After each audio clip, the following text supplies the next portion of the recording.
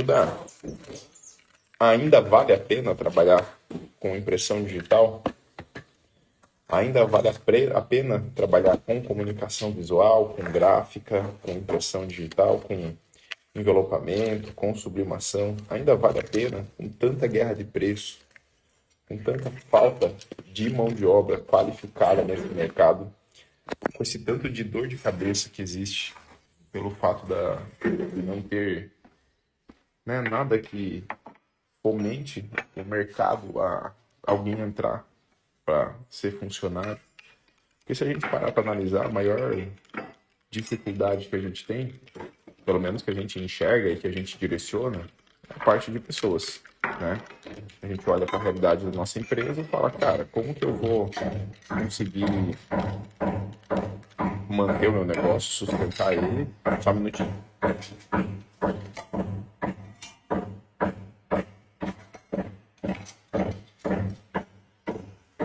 Bom, eu da obra aqui.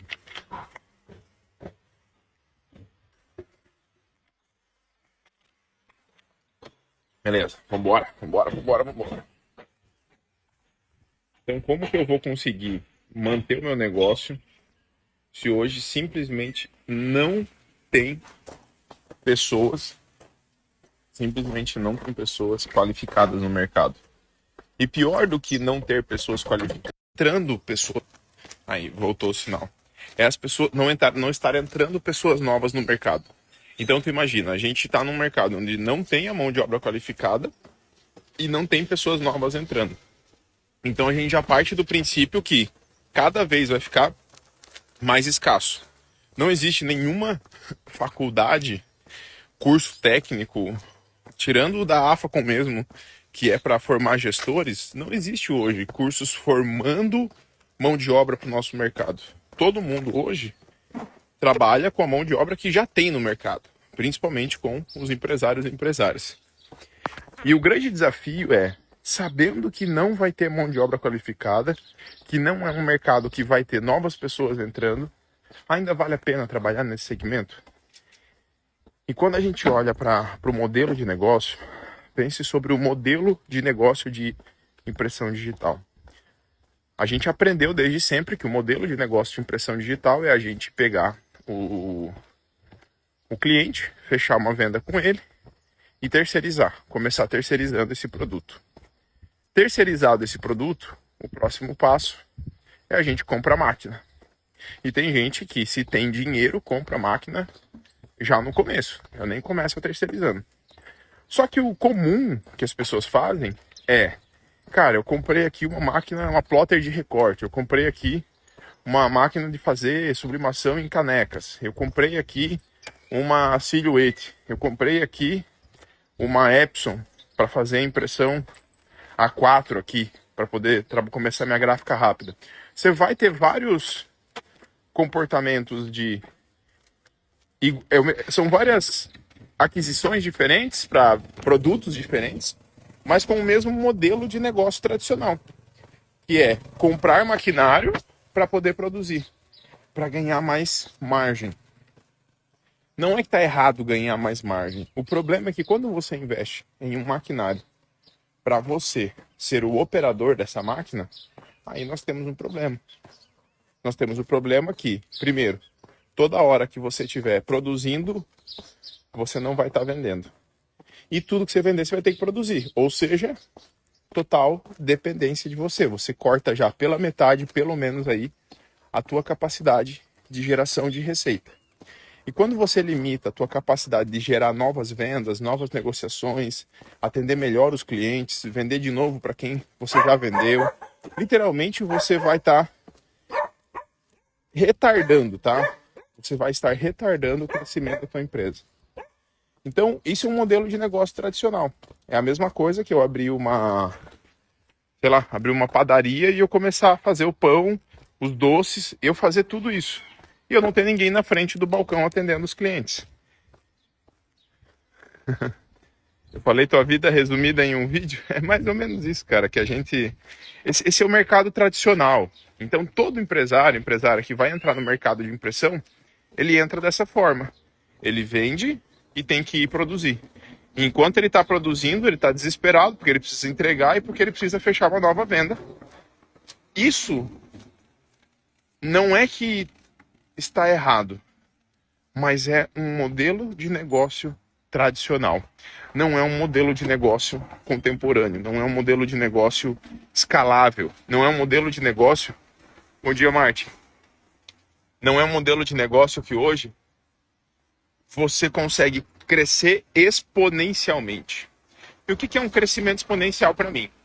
Cara, se eu tenho um negócio que quanto mais eu trabalho, mais ele cresce, quanto mais eu invisto a minha hora nele, mais ele cresce, perfeito, eu tenho um negócio exponencial. E se o meu principal trabalho dentro da minha empresa é produzir, jamais, quanto mais eu trabalhar, mais ela vai crescer.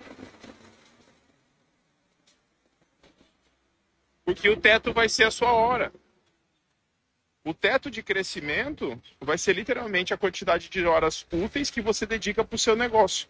E aí você vai ter, por exemplo, uma rotina aí de dedicar, sei lá, 2 horas por dia vendendo, 1 hora por dia no financeiro e 7 horas fechando arquivo, produzindo, indo entregar para cliente, indo buscar material, indo levar material. Então essa jornada, que é a jornada que você tem que fugir, que é a jornada do faz tudo. Porque a jornada do faz tudo, ela não te dá um modelo de negócio. Ela faz você dividir a tua atenção de empresário com funcionário de produção. E é isso que acaba contigo. O que acaba contigo é quando você não consegue focar naquilo que dá mais dinheiro. E, gente, existe um princípio chamado H1, H2 e H3, tá? O princípio é o seguinte, é o valor da sua hora. O H1 é porque, primeiro, a sua hora vale pouco, porque você tem alguém que paga a hora para você e revende para outras pessoas. É quando você é funcionário. Eu vou lá, vendo a minha hora a R$10, R$12. Esse determinado empresário, ele compra a minha hora, ganha dinheiro em cima porque ele está usando minha hora para produzir algo. Depois, você fala, caramba, eu vou crescer, tô de saco cheio, não quero quero montar meu negócio. Aí você vai para o H2, que é quando você vira um autônomo, quando você vira um PJ. E você começa a vender a sua hora direto para o cliente final. E na hora que você começa a vender a sua hora direto para o cliente final, o que vai acontecer? Você começa a ganhar mais. Você não tem alguém no meio do caminho. Então, é um caminho, por exemplo, eu vendo serviço de design. Ok? Eu primeiro sou designer, depois eu vou vender a minha hora de design para o cliente final. E em um determinado momento eu vou falar, cara, agora eu vi que o cliente que eu faço design para ele, PJ, ele também compra material gráfico em algum lugar. O mercado tradicional vai pensar o quê? Vou comprar uma máquina e começar a produzir. O empresário que é gestor, ele entende que ele precisa ser dono da demanda. E é tão louco isso que, cara, a própria Coca-Cola não fabrica o próprio refrigerante. Vocês botam fé nisso? A própria Coca-Cola não fabrica. Pesquisa depois sobre o case da Coca-Cola. A marca Coca-Cola é dona só da marca Coca-Cola. Eles têm os refrigerantes, tem todo o ecossistema, tem a FENSA, a logística, tem o escambau. Mas eles não são focados... Não estou falando para você que você nunca deve produzir, tá? Não é isso. Mas eu estou falando que jamais o teu modelo de negócio que seja exponencial em crescimento tem que estar ligado a já no começo agora você meter marcha botando máquina para dentro. Então esse designer que sai do H1, que ele vendia a hora dele, ele vira autônomo, prestando serviço, ele tem o H3. E o que é o H3? Bom dia, Bruno. O H3 é quando você vende a sua hora, você compra a hora do H1 e vende para o cliente final. É o momento onde você vira empresário. É onde a sua hora começa a ser multiplicada. Isso é um princípio, tá? Princípio de negócio. Você olha para a tua empresa e fala, cara, o que é feito aqui na minha empresa? É feito tal coisa. Então essa tal coisa que é feita, você vê, cara, peraí, sou eu que estou fazendo, ok. Isso determina o resultado da minha empresa? Não. Então eu vou parar de fazer. Entendeu a diferença ou não? Bom dia, Rubens. O H3 é um empresário que ele sabe que a hora dele vai cada vez valer mais conforme ele tiver a competência e a capacidade de gerar demanda de vendas para ter mais colaboradores, mais pessoas H1 para eu comprar a hora daquela pessoa e vender para o meu cliente final. E quanto mais eu fizer isso, mais eu ganho. E aí se torna um crescimento exponencial. Judá, me dá um exemplo disso. Esse mesmo designer começa a vender para o cliente final. Não só o serviço de design, mas ele para de fazer o serviço de design. Ele começa a fazer o briefing, gravar o briefing e passar para um designer que ele contratou. E aí o cliente que começa a atender ele, que ele começa a atender, ele vai lá e vende também os produtos físicos. Ele vende o banner, o cara é uma construtora, ele vai vender o tapume da obra, ó, vai vender o tapume da obra, vai vender a placa aqui de PVC, vai vender um folder de apresentação do produto, vai vender uma placa de engenheiros responsáveis pela obra, vai vender o banner de últimas unidades, vai fazer a fachadinha do ponto de venda. Ele vai vender tudo isso. Não quer dizer que ele tem que sair comprando máquina para produzir. Mas ele fazia só o design. Pois é, mas agora ele pode ser o quê? Um gestor da demanda de impressão também. Porque se eu for designer e eu ganhar, sei lá, 5 mil reais por mês, que seja, de FII mensal, isso é o H2, é quando eu sou autônomo. Quando eu me torno empresário, eu vou contratar os designers para prestar o serviço e vou colocar o meu cliente no centro e vou falar, cara, esse meu cliente, ele... Limpando a lente aqui, peraí. Tá vendo que eu tava meio embaçado aqui pra vocês? Esse meu cliente, ele já tem a demanda e ele já compra de alguém. Por que não tá comprando de mim? Por que eu não tô ganhando uma fatia disso? Porque daí o cliente, ele tá focado na sua solução. E você está focado no cliente. Porque se você estiver focado nos seus produtos, cara, tu vai focar em vender só aquilo que você produz. E aonde você vai ter uma baita de uma limitação. Ó, bicha doida, velho. Tô com o carro em cima de mim. Enfim. Vida real, né? E eu quero que você questione sobre como você tem trabalhado hoje, como tem sido o teu modelo de negócio. Se você tem hoje, eu vou precisar parar para tirar uma pedra do meu tênis. Se o teu modelo de negócio hoje, ele tem essa possibilidade de ser exponencial. Porque se não tem, você tem que questionar ele. Cara, por que eu não estou conseguindo aumentar meu volume de vendas? Por que hoje parece que quanto mais eu vendo, literalmente mais eu trabalho e menos dinheiro sobra? Você tem que questionar, cara. Porque senão você vira escravo do teu próprio negócio. Sabe? Você vira ou faz tudo ali dentro e quando você vê, cara, você virou funcionário da tua empresa. Entende? E, cara, eu já fui funcionário da minha empresa. Só que teve, graças a Deus, né? Eu tive meu pai que eu pude olhar para a vida dele e ser referência para mim. E quando eu entendi o que era normal, eu falei, cara, o normal é a maior parte do tempo eu estar vendendo. O comum é a maior parte do tempo eu estar produzindo. E o que é comum? Comum é aquilo que é mais natural de você ver por aí. Mas o normal é aquilo que é o certo, aquilo que é o óbvio e aquilo que segue princípios. Então pensa, qualquer negócio, fala um modelo de negócio aleatório aí, fala, ajudar, sei lá, construtora, que eu comentei. Fala um modelo de negócio aí pra mim, pra nós ter interação aí. E bom dia, seja muito bem-vindo ao Projeto 71, tá? Cara, construtora, abriu uma construtora. Se eu baixar a cabeça pra construir, o negócio vai crescer, sim ou não? Não, tem que estar vendendo o que eu construí. Eu tenho que estar ganhando dinheiro comprando material e negociando material mais barato. Eu tenho que ganhar dinheiro olhando para o marketing. Bom dia, TF. ATF? Isso, ATF. Se vocês falarem o nome de vocês para mim quando vocês entram pro Instagram da empresa, eu consigo dar um bom dia mais decente, tá? Mas imagina Eu falei da padaria. Vamos falar outro negócio aí. Um restaurante aqui, ó. Passei na frente de um restaurante. Eu abri um restaurante. Cara, se eu não atender os clientes, se eu não passar nas mesas, se eu baixar a cabeça e for para dentro da cozinha, cara, ninguém vai nem saber quem sou eu, mesmo que eu seja o melhor chefe de cozinha. Entendeu? Então, bom dia, Célio. Cara, essa é a realidade que é o normal. O que é comum? O empresário entrar num mercado e sair vendendo a hora dele adoidado e ele baixar a cabeça para produzir. Então eu quero te provocar hoje a questionar o teu modelo de negócio. Faça talvez, cara, uma dinâmica que eu já fiz várias vezes, que é colocar assim, ó, durante 5 dias seguidos tu monta uma... Eu fiz isso numa planilha, né? Onde eu coloco lá, de hora em hora, o que eu tô fazendo. Então, lá, 7 horas da manhã, fazendo live até 7h30. Beleza. Das 7h30 até as 9 horas, vou dar mentoria. Um exemplo. O teu você vai fazer, cara, das 7 às 7h20 eu tava atendendo o cliente. Das 7h20 às 7h50, eu tava fechando arquivo. Bom dia.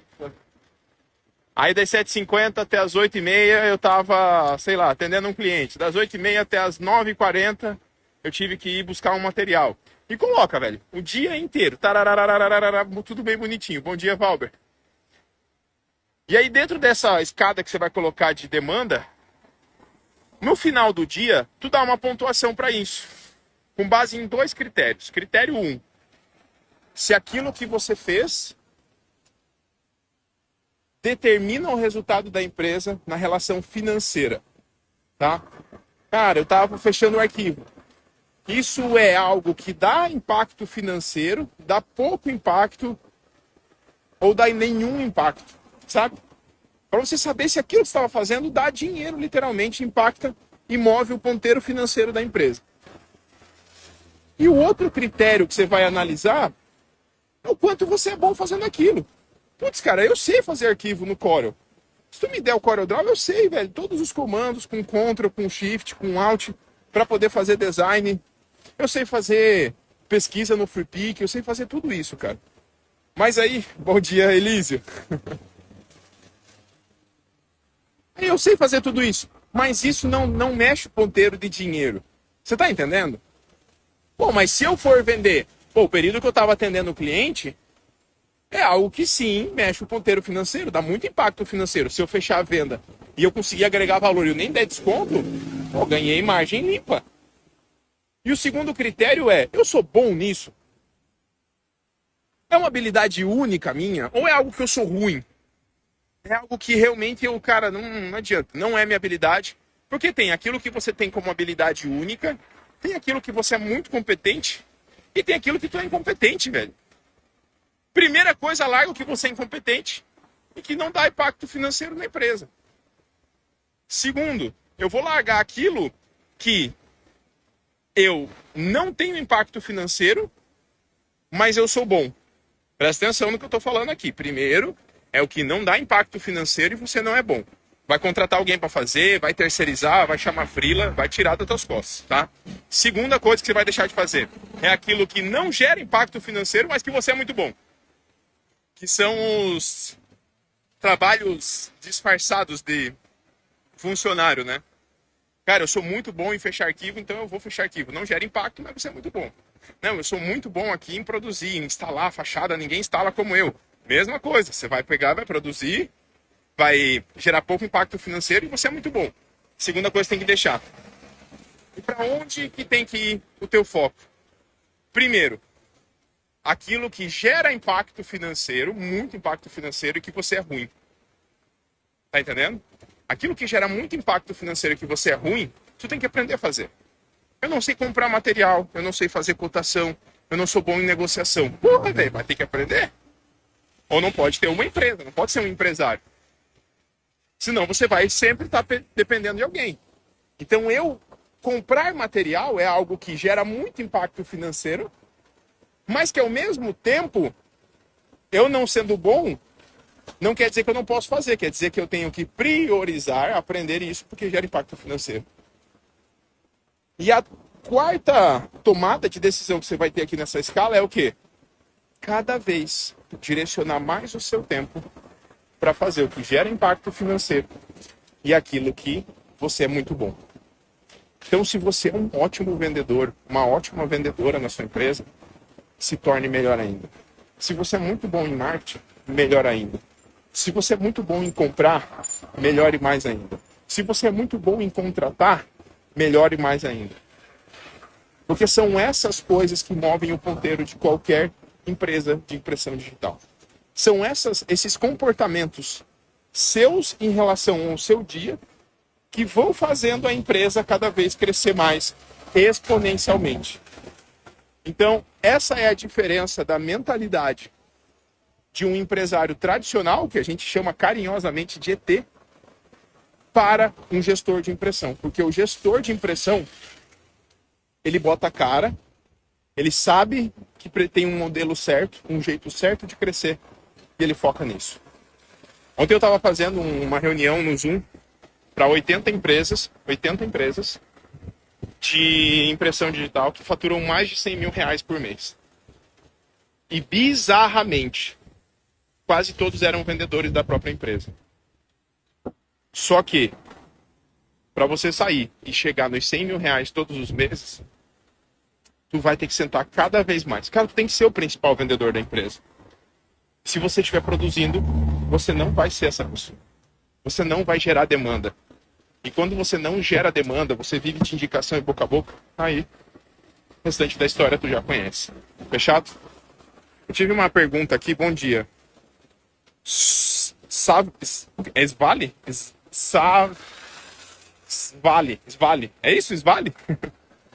Mas aí eu preciso imprimir adesivo e dar acabamento porque eu tenho 2 funcionários e nenhum vendedor. Mas por causa da demanda eu preciso ficar imprimindo.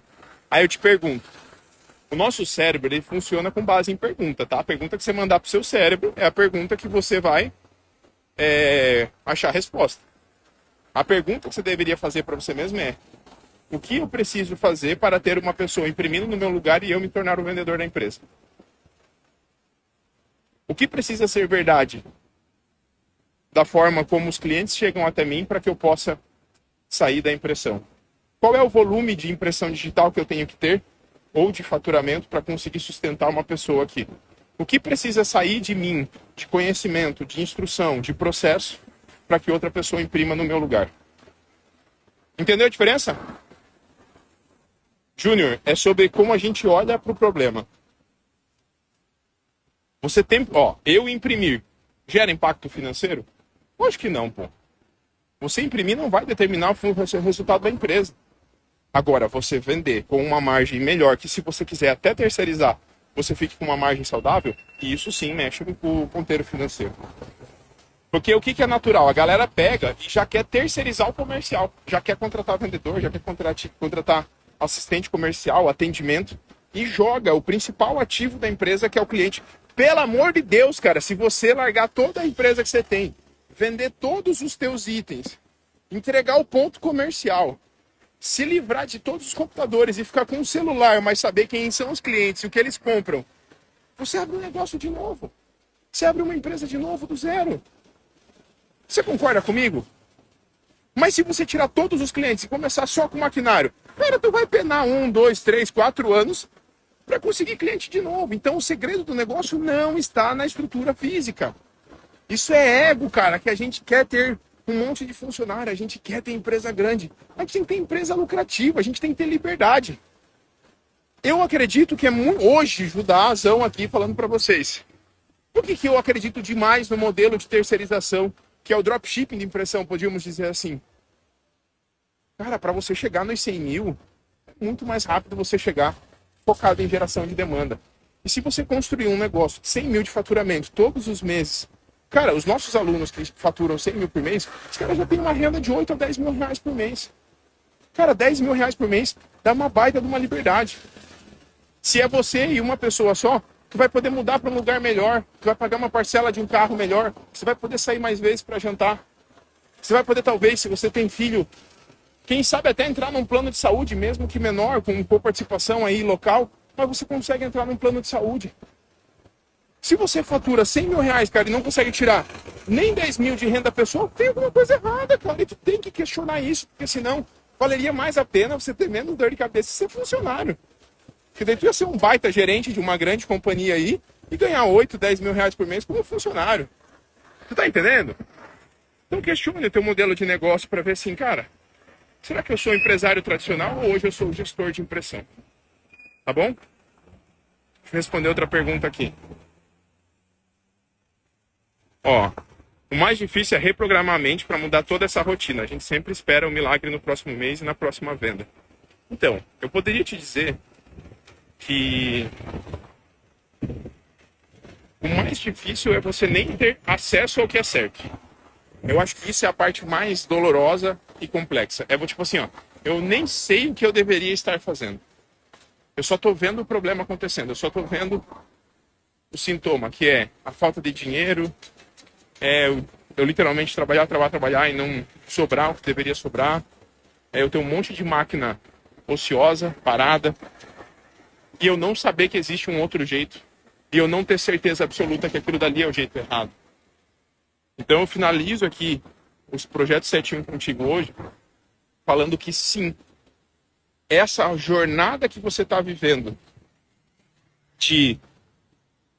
eu não gosto do termo corrida dos ratos, cara, porque eu acho que isso parece que menospreza o ser humano chamando de rato. Acho que jamais Jesus diria que você entrou numa corrida dos ratos, né?